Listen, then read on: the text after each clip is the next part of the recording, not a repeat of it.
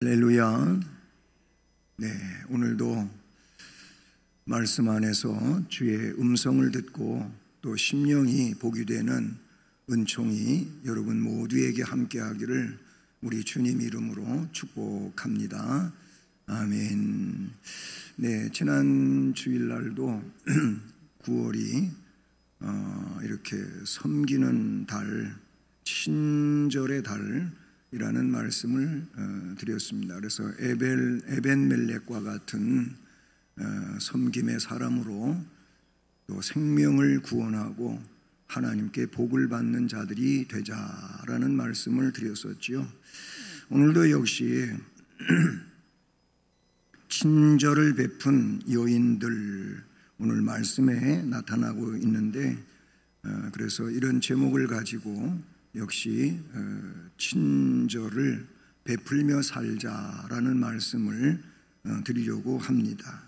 본문 속에 보면 우선 예수 그리스도께서, 우리의 주님께서 지칠 줄 모르고 전도하시고 또는 가르치시고 그 하나님의 나라를 전파하시는 예수님, 제자들을 데리고 다니시면서 그렇게 훈련시키고 하나님 나라를 위하여 일하셨던 우리 예수 그리스도를 보게 되고, 이 예수 그리스도 주님과 그 제자들을 위해서 자기들의 소유로 친절하게 섬긴 여인들이 본문에 짧은 말씀이지만 나타나고 있습니다.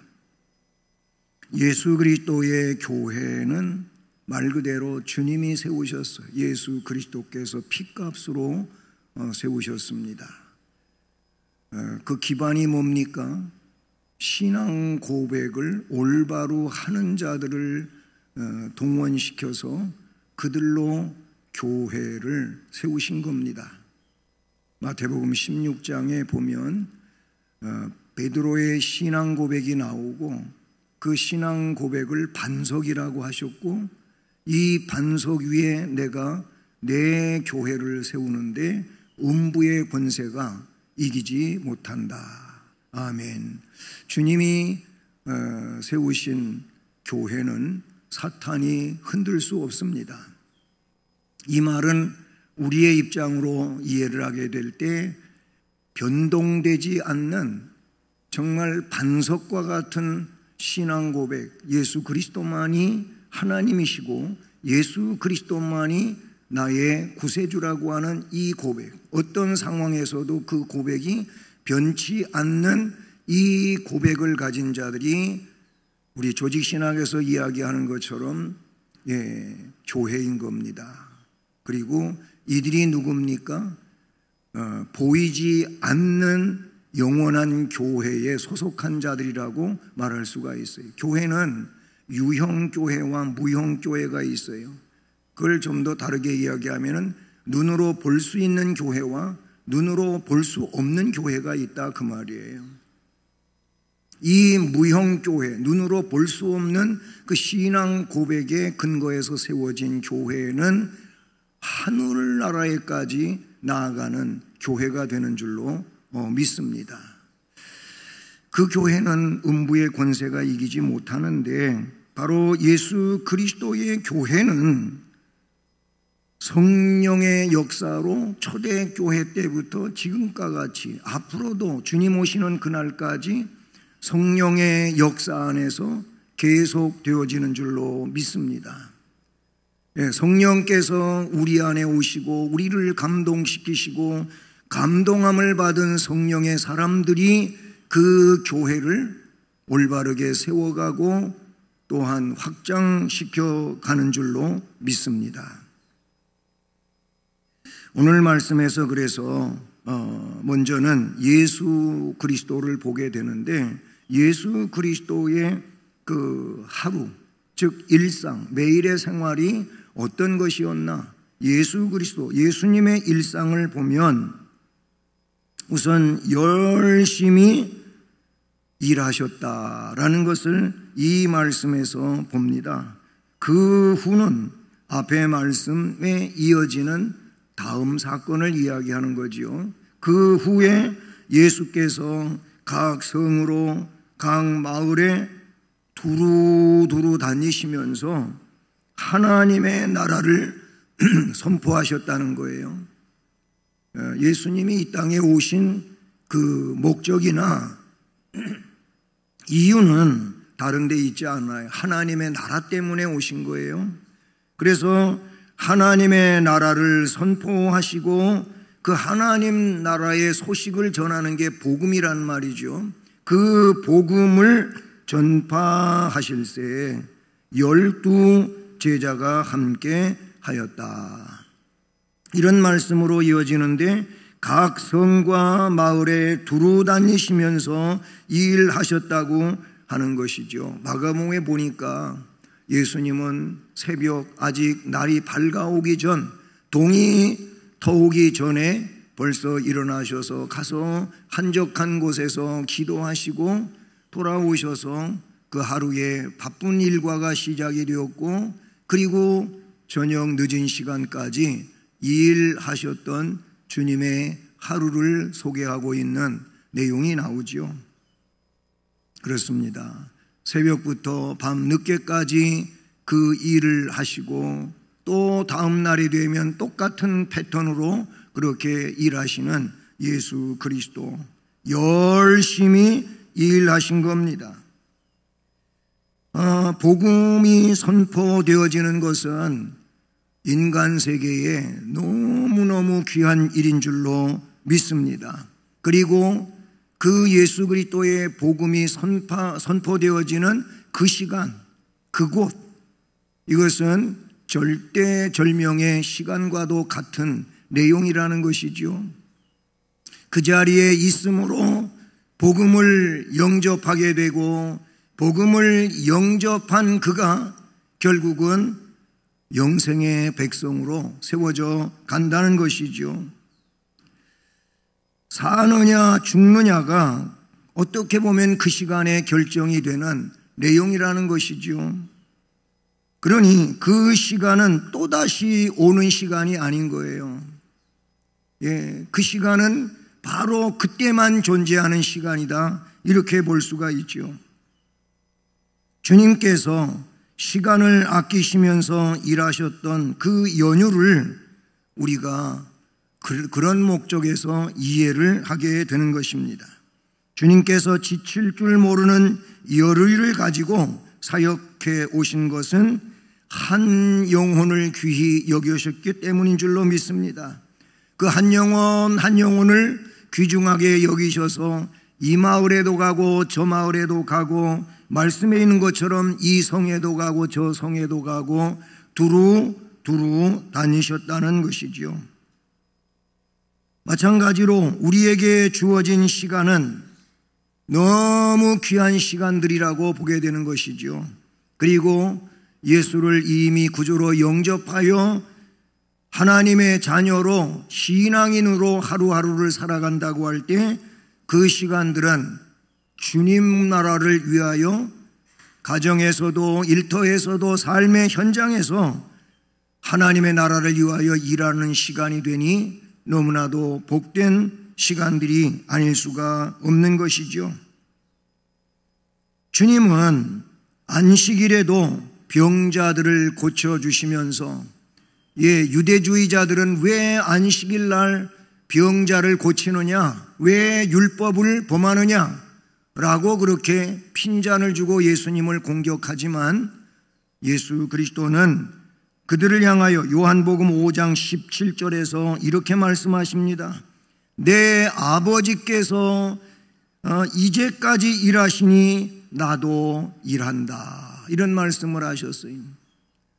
성부 아버지께서도 그 창조 때로부터 계속 일하고 계시니 나도 그 아버지를 따라서 일한다 라고 말씀하신 것을 우리가 요한복음 5장 17절에서 보게 되는 것이죠. 하나님의 나라를 선포하셨다는 겁니다. 하나님 나라를 선포하시며 그 복음을 전하실세라고 되어 있어요. 이것은 그가 하고 있는 이 일이 땅의 일이거나 사람의 말을 전하기 위하여 하신 것이 아니라고, 천국 복음 때문이라고, 하나님 나라를 위한 것이라고 말씀하고 있다는 사실이죠. 그렇습니다. 주님은 하나님의 나라를 위해 이 땅 위에 오셨습니다. 그 나라를 위해서 고난받으셨고, 그 나라를 위하여 십자가 형벌을 달게 받으셨고, 그리고 그 나라를 위하여 사흘 만에 부활하시고, 그 나라를 위하여 다시 본래의 자리 하나님 보좌 우편에 오르신 줄로 믿습니다. 주님이 가르쳐 주신 주의 기도, 주기도 가운데도 보게 되면 거기 10절에 이렇게 말씀하고 있어요. 마태복음 6장 10절에 나라가 임하시오며, 이것은 하나님의 나라가 이 땅에 임하시기를 기도하라고 제자들에게 가르쳐 주신 거잖아요. 그 나라가 임하시오며 뜻이 하늘에서 이루어진 것처럼 이 땅에서도 이루어지이다. 하늘에서 이루어진 그 뜻이 땅에서도 이루어지기를 위해서 기도하라고 하는 것은 결국은 하나님 나라가 이 땅 위에 이루어지기를 위해서 기도하라는 것이죠. 복음은 죄를 회개하는 자는 용서해 주신다고 하는 것이 복음 아닙니까?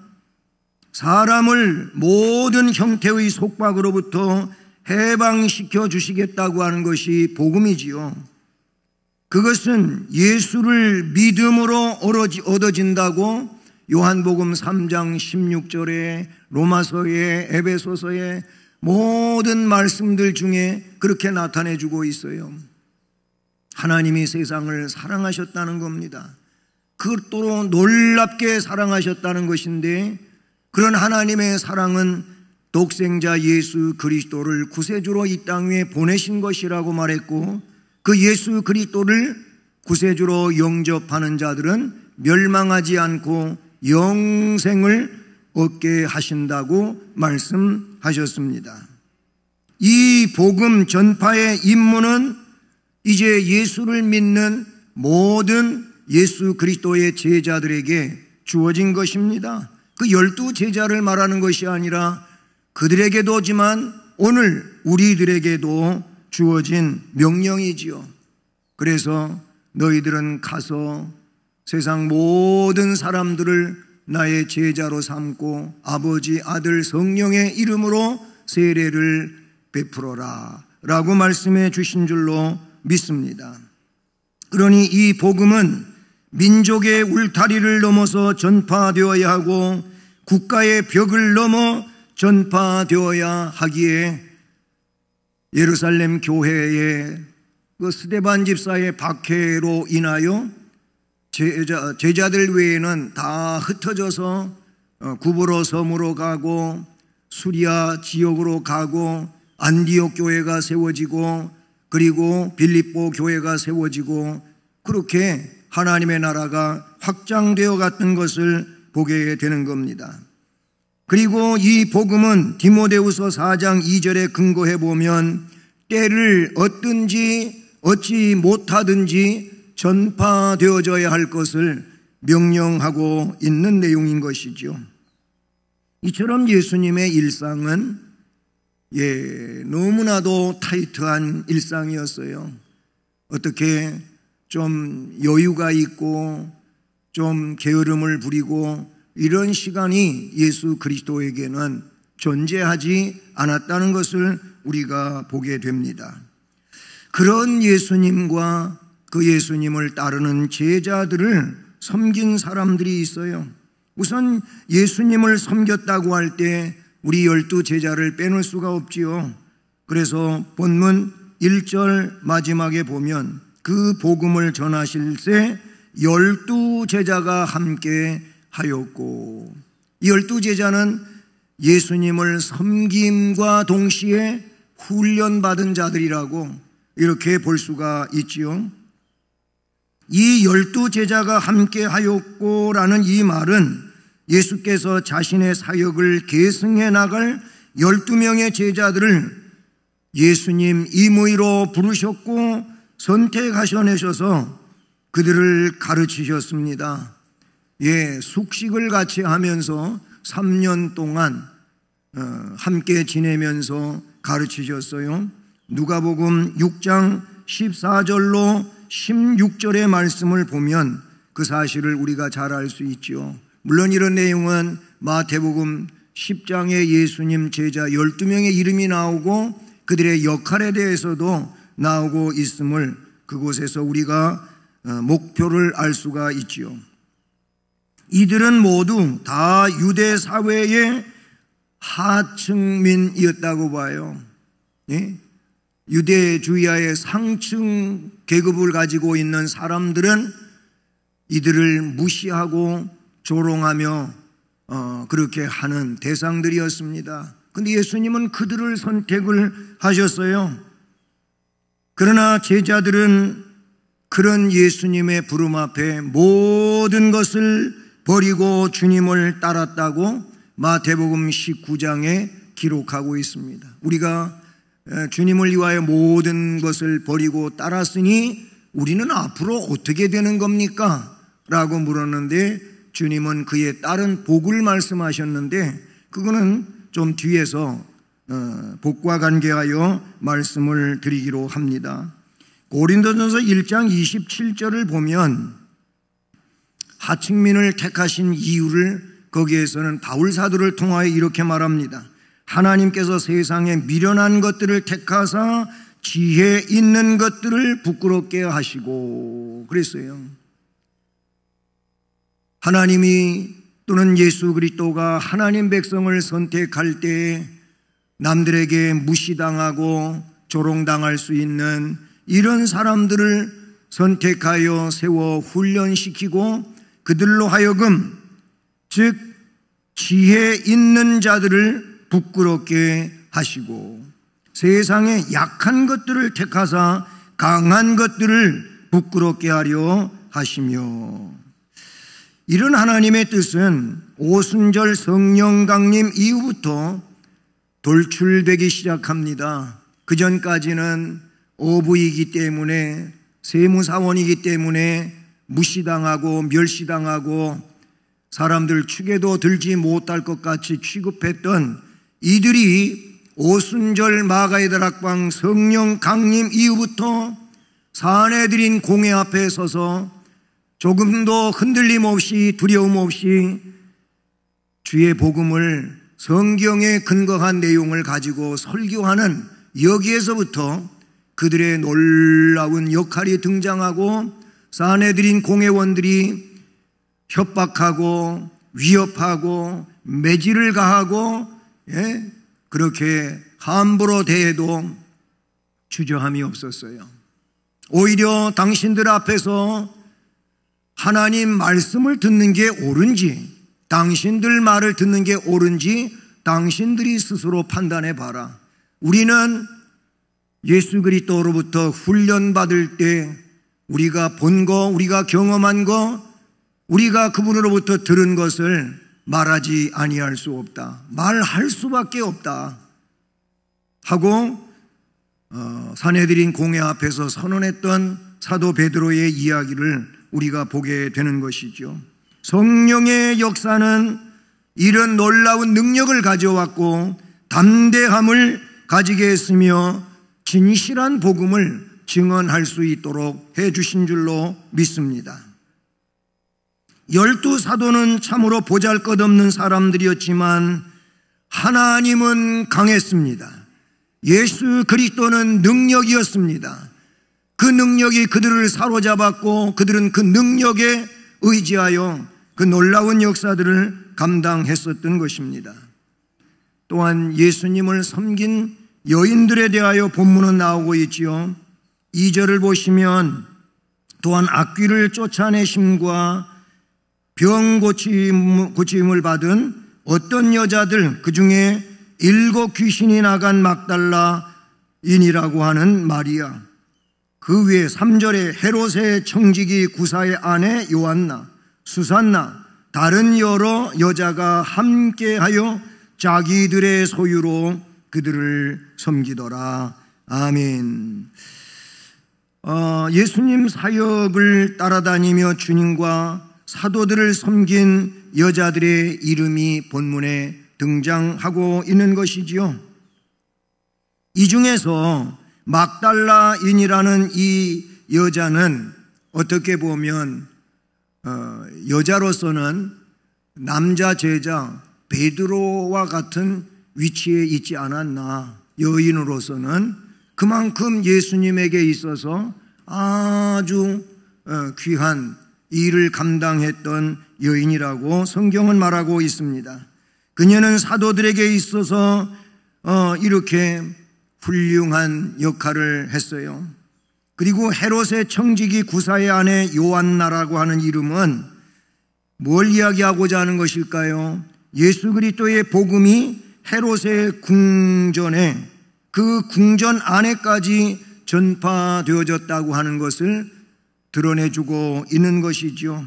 그래서 헤롯의 청지기 구사라고 하는 남자의 아내 요한나라고 설명하고 있어요.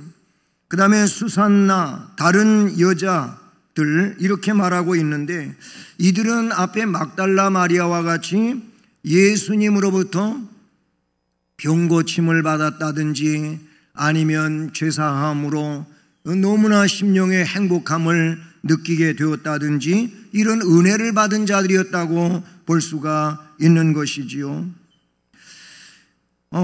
여러분, 누가복음 23장으로 넘어가 보십시오.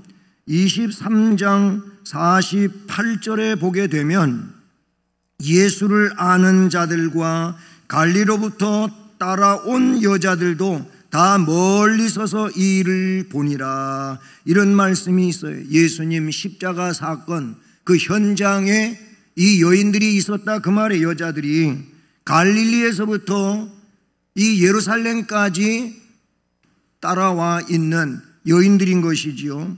그리고 나서 23장 누가복음 23장 55절과 56절을 보시면 갈릴리에서 예수와 함께 온 여자들이 뒤를 따라 그 무덤과 그의 시체를 어떻게 두었는지를 보고 돌아가 향품과 향유를 준비하더라. 그러니까 예수님 장사 지내는데 십자가 현장에만이 아니고 예수님 장사 지내는데 무덤에까지 가서 무덤을 확인한 거. 왜 그러냐면 그 예수님의 시신에 향유를 넣어드리기 위하여 그렇게 하고자 했던 것이지요.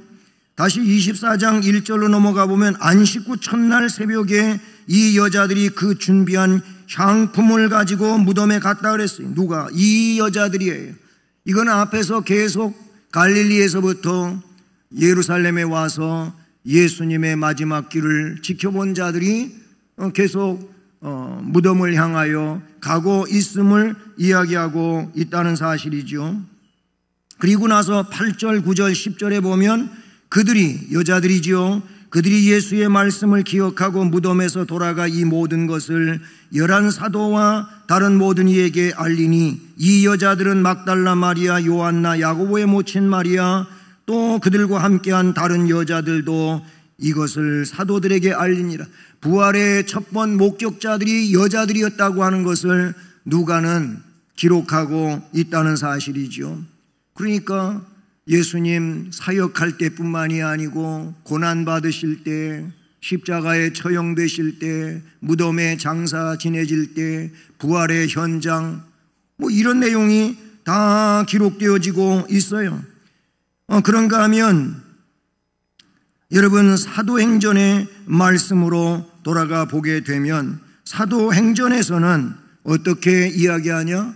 거기 성령 강림 직전 상황에서 이야기할 때 사도행전 1장 12절로 14절 말씀에 근거해 보면 14절에 이렇게 돼 있어요. 여자들과 예수의 어머니 마리아와 예수의 아우들로 더불어 마음을 같이하여 오로지 기도에 힘쓰니라. 이 제자들과 더불어 500여 형제 가운데 이 여자들도 거기 있었다 그 말인 것이지요. 그러면서 성령 강림 직전 상황에 열흘 동안인데 그때 오로지 기도에 힘쓰니라. 그러면 예수님을 성령 강림 때까지 그렇게 사모하고 다녔던 이 여인들이 성령 강림 이후에는 뭐 활동 안 했겠습니까? 계속 예루살렘 교회를 위하여 그들은 섬겼다고 볼 수가 있어요. 그것도 오늘 제목에서 저는 친절하게 교회를 섬겼다 이렇게 볼 수가 있는 것이지요. 그렇습니다. 여러분, 에베소 6장 24절을 보면 에베소 교회가 요한계시록에 보면 변했거든요. 사랑을 잃어버렸거든요. 그래서 그 교회를 향하여 그 사랑을, 첫사랑을 어디에서 잃어버렸는지 찾아내라, 되찾아라, 그런 말씀을 요한계시록에서 하지요. 근데 에베소 6장 24절이 에베소서 마지막 절인데 6장 24절이 에베소 끝이에요.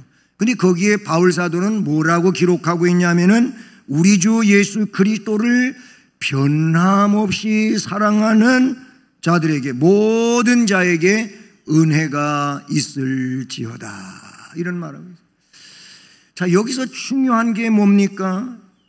변함없이 예수 그리스도를 사랑하는 자에게 그런 거예요. 여러분, 주일 예배를, 오늘 주일 예배잖아요. 예배 마치고 마지막에 제가 축도할 때 축도 내용 가운데 성자와 성부와 성령의 이름을 언급하지요.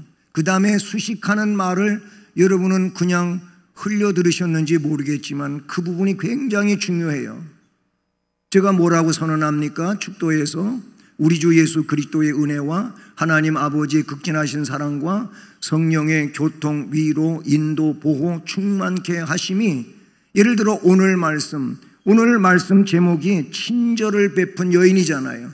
오늘 말씀을 듣고 친절을 베푼 여인들처럼 살고자 결단하고 나가는 성도들에게 있을지어다, 이렇게 선언한단 말이에요. 말씀을 들었고 말씀을 근거해서 그 말씀을 살고자 결단하고 나아가는 자들에게 성자와 성부와 성령의 그 은혜와 사랑과 교통이 있게 해달라는 간구예요. 그냥 아무에게나 그렇지 않다는 거예요.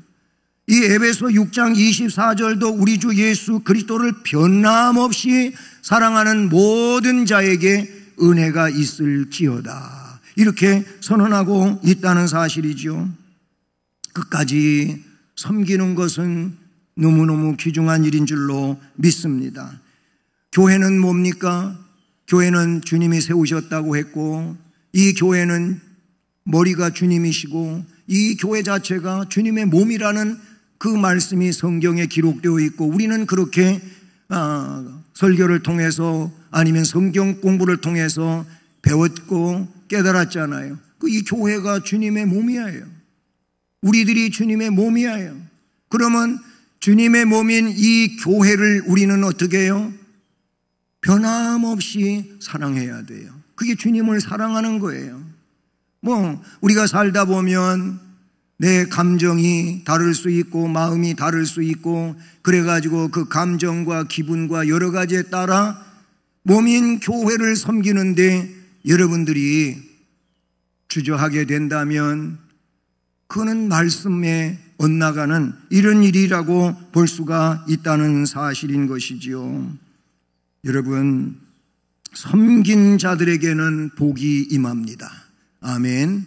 섬긴 자들에게는 하나님이 복을 주셔요. 우리 주님이 복을 주셔요. 그건 오늘 말씀 자체에는 그 내용이 나타나고 있지 않지만, 여러분 누가복음 7장 36절로 50절에 가보면 예수님께 향유를 부은 여인이 나와요. 이 향유에 대하여 마태복음 26장 7절은 매우 귀한 향유 한 옥합이라고 나오고, 마가복음 14장 3절과 5절에는 매우 값진 향유라고 하며 순전한 나드 한 옥합이며 300데나리온 이상의 가치가 있다고 이야기하고 있어요. 요한복음 12장 3절에는 이 향유를 지극히 비싼 향유, 순전한 나드 한 근이라고 그렇게 기록하고 있습니다. 다시 말하면 귀한 것을 한꺼번에 예수님의 머리에 쏟아 부었으니 큰 섬김이라고 볼 수 있고, 가룟 유다는 이것을, 그 사람은 돈만 좋아하는 사람이니까, 가룟 유다는 예수님 은 30에 팔아먹은 도 돈이잖아요. 돈꾀를 맡아서 돈 문제만 가지고 씨름하는 사람이라고 예수님이 그렇게 결론을 지었어요. 자, 그런데 가룟 유다는 이 향유 부은 사건과 관계하여 생각해보면 그 말 틀리지 않은 것 같이 들려요. 왜 그러냐면 그거 뭐가 그 비싼 걸 왜 한꺼번에 다 허비하느냐, 그거를 오히려 팔아서 가난한 사람들한테 나눠 주었으면 좋았을 것을 왜 그렇게 허비했느냐. 그 말에 예수님은 그는 돈꾀를 맡아서 돈밖에 몰라서 돈 얘기만 하고 있다, 예수님 그렇게 말씀하셨어요. 여러분, 값비싼 향유를 부었어요. 누가복음 7장 47절로 50절 앞에 그 향유 사건에 이어지는 말씀인데, 주님은 이렇게 말했습니다. 이러므로 내가 네게 말하노니 그의 많은 죄가 사하여졌도다. 이는 그의 사랑함이 많음이라 그랬어요. 왜 그렇게 주님을 많이 사랑하는 겁니까? 주님으로부터 너무 많은 사랑을 받았고 많은 은혜를 입었기 때문이라는 거예요. 사함을 받은 일이 적다고 생각하는 사람은 적게 사랑한다는 거예요. 함께 앉아 있는 자들이 속으로 말하되 이가 누구에게 죄를 사하는가 하리라. 예수께서 여자에게 이르기를 내 믿음이 너를 구원하였으니 평안히 가라.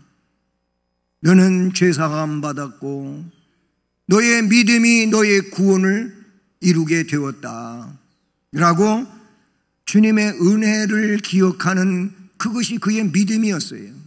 주님의 은혜 때문에 이 어마어마한 값의 향유이지만 아깝지가 않았던 거예요. 그래서 예수님에게 장례를 준비하는 차원에서, 그는 그거 아니었지만 나중에 예수님은 이 여자가 행한 일은 내 장례를 위한 것이었다, 이런 말을 하셔요. 많은 죄를 사함받은 자는 많이 사랑하게 돼 있으며, 많이 사랑하는 것은 많이 섬기는다고 한 것을 나타내 주는 것이지요. 앞에 베드로가 그랬다 그랬잖아요. 주님, 우리들은 모든 것을 버리고 주님을 따랐는데 그럼 우리는 뭘 얻는 겁니까? 어떻게 되는 겁니까? 물어요. 이거를 누가복음 18장 28절로 30절에는 이렇게 기록하고 있어요. 베드로가 여짜오되 보시옵소서. 우리가 우리의 것을 다 버리고 주를 따랐나이다. 이르시되 내가 진실로 너희에게 이르노니 하나님의 나라를 위하여 집이나 아내나 형제나 부모나 자녀를 버린 자는 나를 위해서 너들이 이런 것들을 희생했느냐? 그렇다면 현세에 여러 배를 받게 될 것이다. 내세의 영생을 받지 못할 자가 없느니라. 현세에서는 여러 배를 받고 앞으로 천국에 가면 영생을 다 얻게 될 것이다, 이런 말씀을 주님이 하셨습니다. 다시 말하면 주님을 친절하게 섬긴 자들, 이들은 하나님이 반드시 복을 주신다고 말씀하셨지요. 사랑하는 성도 여러분, 친절 세움의 달 9월에 자기들의 소유로 친절하게 주님을 섬긴 여인들처럼, 귀한 향유를 예수님 머리에 부은 여인처럼 사죄의 은총을 크게 느껴 주님을 많이 사랑하여서, 그래서 크게 넘치게 주님을 섬길 수 있는 은혜가 여러분들에게 함께하기를 주님 이름으로 축복합니다. 은혜로우신 하나님 아버지 감사드립니다.